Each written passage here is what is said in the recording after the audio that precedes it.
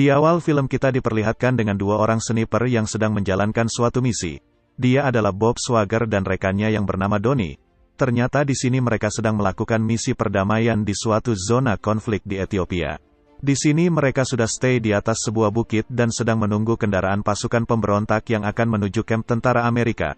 Walaupun mereka berada di jarak yang sangat jauh, akan tetapi mereka bisa membantai pasukan musuh satu persatu tanpa diketahui keberadaannya.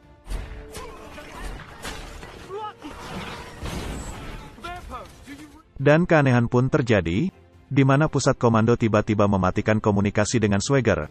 Mereka beralasan jika Swagger sudah pasti akan berhasil menjalankan misinya. Tidak lama kemudian, datanglah sebuah helikopter yang langsung menghantam lokasi Swagger dan Donnie bersembunyi. Mereka pun bingung kenapa pihak pusat tidak memberitahu mereka jika musuh akan menyerang dari udara. Dan yang lebih janggalnya, dari mana helikopter tersebut mengetahui lokasi mereka? Entahlah, hanya sutradara yang tahu.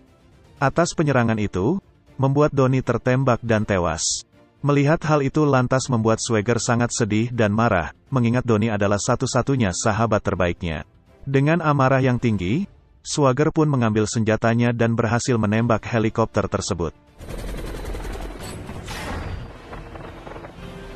Scene berpindah ke 3 tahun kemudian, akibat kejadian di masa lalu lantas membuat Swagger terpuruk dan memilih untuk pensiun. Dan saat ini Swagger bersembunyi dan tinggal di atas sebuah pegunungan untuk menenangkan pikirannya.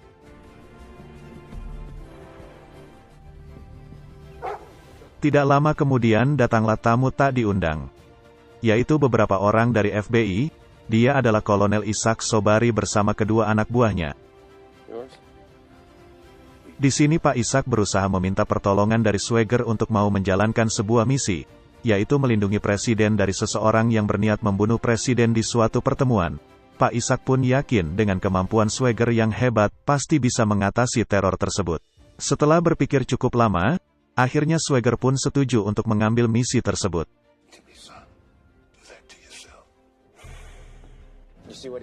Sebelum menjalankan misinya, Swagger pun mencoba mengasah kemampuannya yang telah lama ditinggalkannya.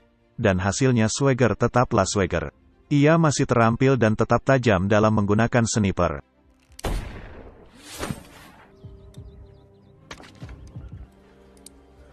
Singkat cerita Swagger pun dibawa untuk menjalankan misinya.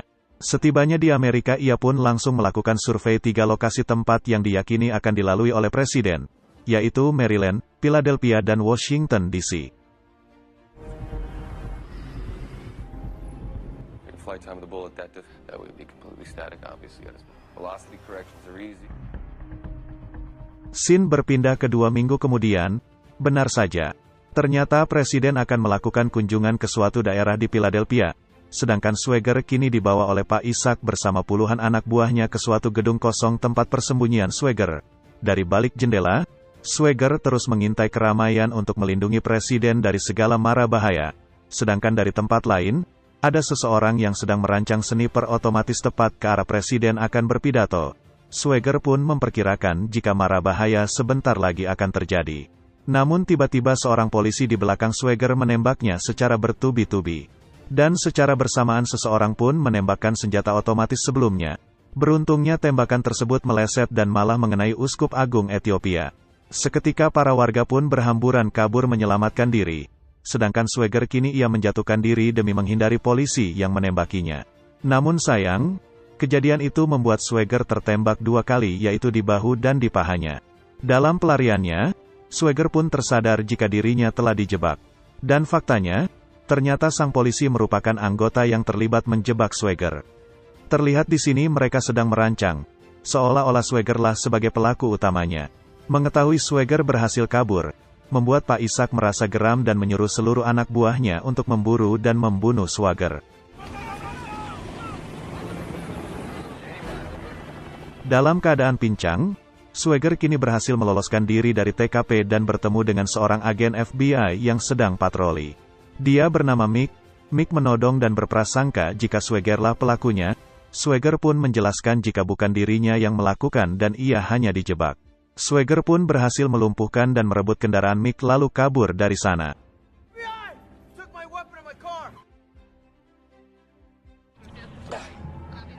suspect an assassin. Suspect is up. Para FBI dan polisi pun berkumpul untuk melakukan perburuan besar-besaran kepada Swagger. Pak Ishak takut jika saja Swagger berhasil kabur maka nyawanya dalam bahaya. Mengingat Swagger merupakan seorang ahli sniper terhebat sepanjang masa. Dan pastinya Swagger akan menuntut balas padanya. Kembali lagi ke Swagger yang kini sedang dalam kejar-kejaran.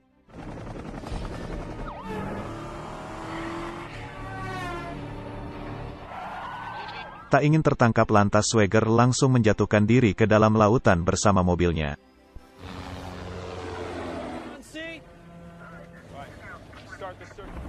Beruntung di sini Swagger berhasil mengelabuhi para petugas dengan cara bergelantungan di kapal dan bergegas mencari pertolongan.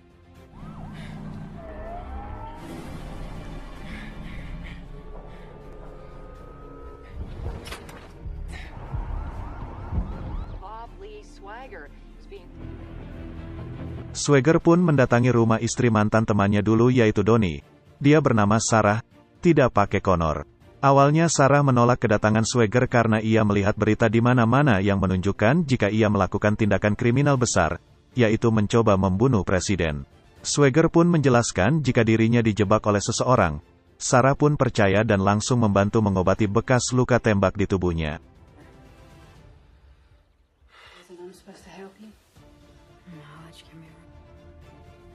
Ready for this?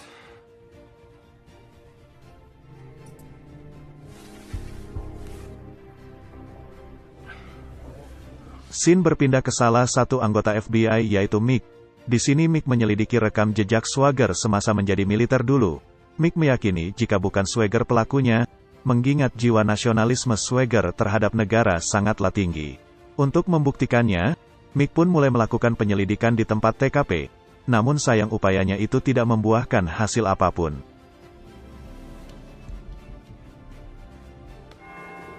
Berhari-hari pun berlalu dan kini kondisi Swagger perlahan membaik. Akan tetapi Swagger tetap saja menjadi buronan yang paling dicari. Hampir semua televisi menyiarkan perburuannya. Di sini Swagger melihat jika salah satu agen FBI yaitu Mick masih percaya jika Swagger bukanlah pelakunya. Melihat itu, Swagger pun berpikir jika keselamatan Mick saat ini dalam bahaya. Swagger pun menyiapkan senjata untuk melakukan balas dendam kepada orang yang telah menjebaknya. Akan tetapi Swagger akan menemui Mick terlebih dahulu. He'll do what he's trained to do. You get in it.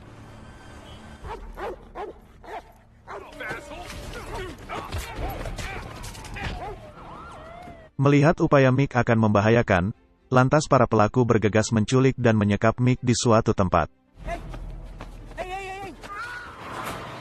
Mick pun disiksa habis-habisan.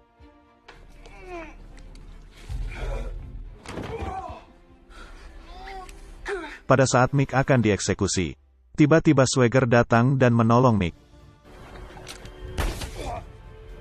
Melihat ia berhutang nyawa kepada Swagger, lantas Mick bersedia bergabung dengan Swagger untuk mengungkap dalang di balik konspirasi ini.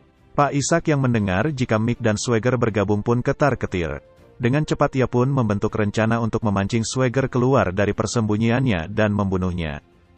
Untuk memuluskan rencananya, mereka pun berniat menculik Sarah untuk dijadikan sebagai sandera agar Swagger keluar dari persembunyiannya. Lalu Swagger bersama Mick kini dalam perjalanan untuk menemui seseorang ahli persenjataan yang kini tinggal di suatu dusun pemulutan. Berdasarkan penjelasan si kakek, Swagger pun perlahan mengetahui identitas si sniper yang mencoba membunuh presiden. Dan ternyata ia bernama Mikhail Zerbiak, seorang pembunuh bayaran spesialis pakai sniper. Swagger pun terkejut karena ia mengenali sosok sniper tersebut. Akan tetapi si kakek menjelaskan jika saat ini keadaannya sedang dalam kondisi terpuruk yaitu lumpuh.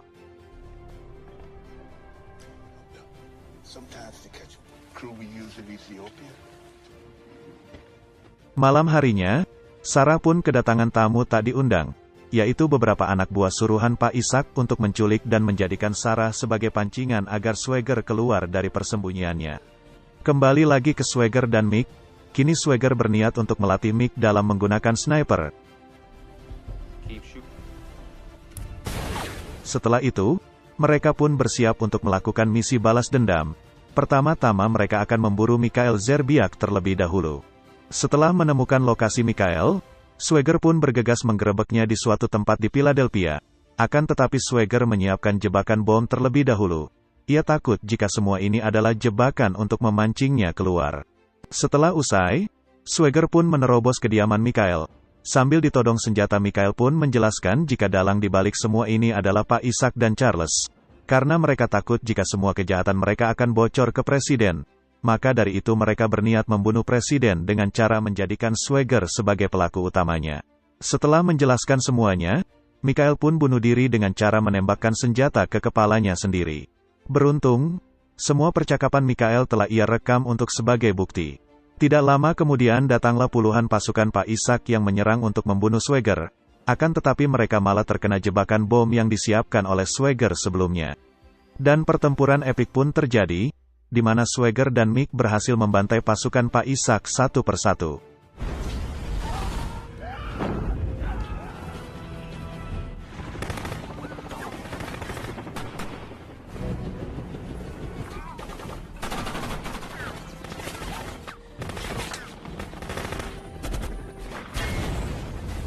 Hingga akhirnya Swagger pun memenangkan pertempuran tersebut. Keesokan harinya, Swagger pun menghubungi Pak Ishak untuk melakukan sebuah kesepakatan, yaitu menukar Sarah dengan rekaman percakapannya dengan Mikhail tentang kejahatan Pak Ishak. Dan Swagger juga meminta untuk dihadirkan Senator Charles di pertemuannya nanti. Setelah sepakat, mereka pun melakukan pertemuan di atas gunung bersalju.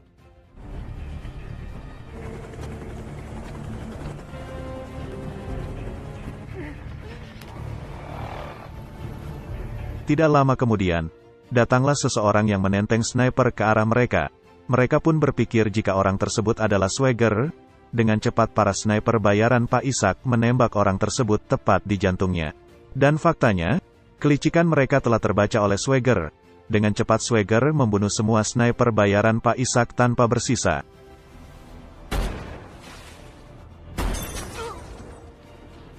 Dan faktanya orang ditembak sebelumnya adalah Mick yang menyamar menjadi Swagger.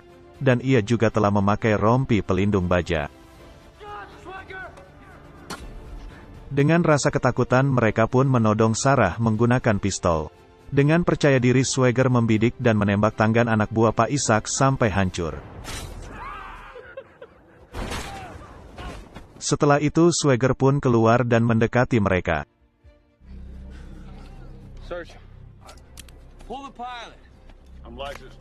Di sini Swagger terlibat perdebatan dengan Charles. Ternyata Charles adalah dalang di balik pembantaian warga di Ethiopia 3 tahun lalu. Tujuannya untuk memuluskan pendirian perusahaan miliknya di sana. Tidak lama kemudian datanglah pasukan 2 helikopter FBI untuk menangkap Swagger. Tak bisa berbuat apa-apa, Swagger pun pasrah dan menyerahkan diri. Setelah tertangkap, Swagger pun membawa perkara ini ke majelis peradilan. Di sini ia meminta Charles dan Pak Ishak diadili juga karena telah membantai warga tak berdosa di Ethiopia 3 tahun lalu. Dan ia juga mengatakan jika yang dituduhkan kepadanya selama ini adalah salah. Ia menjelaskan terkait senjatanya yang berada di lokasi TKP itu adalah rekayasa dari Pak Ishak. Ia juga berkata jika posisi senjata belum sama sekali digunakan. Bahkan senjata itu telah ia modifikasi sehingga tidak sembarang orang yang bisa menggunakannya. Pernyataan Swagger pun diperkuat setelah Mick memberikan bukti pembantaian yang dilakukan oleh Pak Ishak dan Charles. Akan tetapi, majelis tidak bisa menahan Pak Ishak, karena kejahatannya itu dilakukan di luar negara. Mendengar fakta itu lantas membuat Swagger tak percaya. Dengan percaya diri, Pak Ishak meninggalkan ruangan dan mengejek Swagger.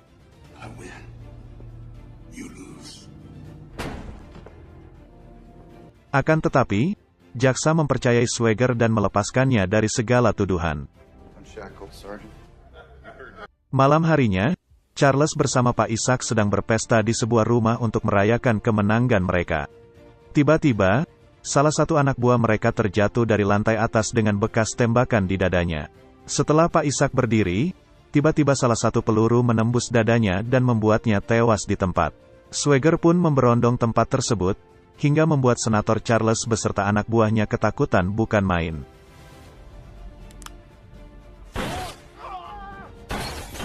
Setelah Swagger berhasil membunuh anak buah Charles, ia pun menampakkan dirinya.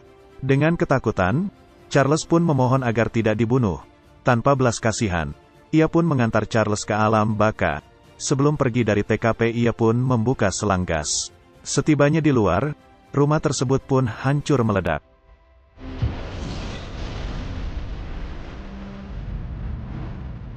Lalu ia pun pergi dengan menggunakan mobil bersama Sarah dan film pun selesai. Situlah alur cerita film Shooter tahun 2007.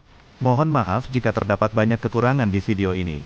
Jika kalian suka, klik like dan subscribe channel ini.